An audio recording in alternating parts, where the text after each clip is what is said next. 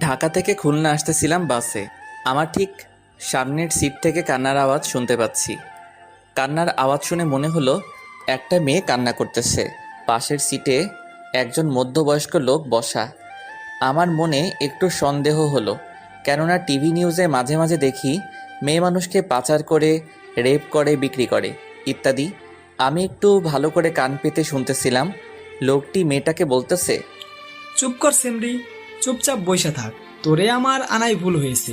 হালারে কত কইরা কইলাম এই সেমরি আমার লাগবো না, তাও তোরে আমারে দিয়া দিল। এখন চুপচাপ বইসা থাক, নইলে কিন্তু তোরে আবার দিয়ামু। তারপর মেয়েটা আস্তে আস্তে কান্না করতে লাগলো।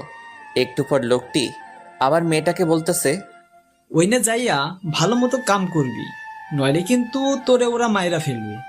আর এই বালের কান্নাকাটি বন্ধ কর, নইলে কিন্তু। এইবার আমি